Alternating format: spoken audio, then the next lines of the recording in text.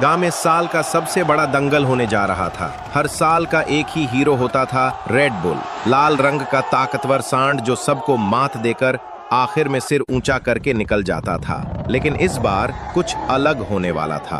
पिछले साल दंगल के बाद रेड बुल ने जाते जाते मुन्ना की मां, एक कमजोर सी गाय, को जोर से टक्कर मार दी थी। वो गिर तो गई, पर उसके दिल में दर्द से ज्यादा एक सपना था।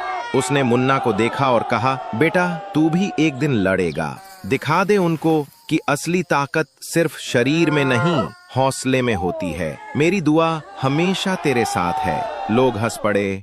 ये कमजोर मुन्ना रेड बुल का सामना करेगा। किसी ने उसकी पतली टांगों का मजाक उड़ाया, किसी ने उसकी माँ को बेचारी कहा, लेकिन मुन्ना कुछ नहीं बोला। सिर झुकाया और जंगल की तरफ निकल गया। वहां वो अकेला था, लेकिन इरादों से भरा हुआ। सुबह से शाम तक दौड़ लगाता, नदी के ठंडे पानी में छलांगे लगाता और रात को माँ की बातें याद करके आंखों में आंसू ले आता।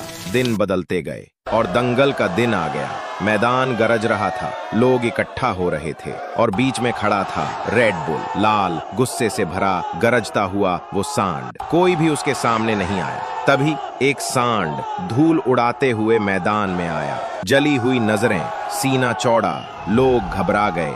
ये मुन्ना है। मुन्ना ने माँ की तरफ देखा। माँ चुप थी, लेकिन आंखों में दुआएं थीं। घंटी बजी। पहली टक्कर, मुन्ना जमीन पर। दूसरी टक्कर, फिर से गिर गया। लोग फिर से हंसने लगे, लेकिन तीसरी बार मुन्ना ने ऐसा झपट्टा मारा कि रेड बुल को जमीन पर गिरा दिया। उसकी गर्दन पकड़कर जमीन में दबा दिया। रेड बुल चिल्लाया, लेकिन छूट न सका। पूरा गांव चिल्ला उठा, मुन्ना मुन्ना। मुन्ना उठकर माँ के पास गया। माँ रो रही थी खुशी से। उसके चेहरे पर गर्व था और मुन्ना की आंखों में आंसू।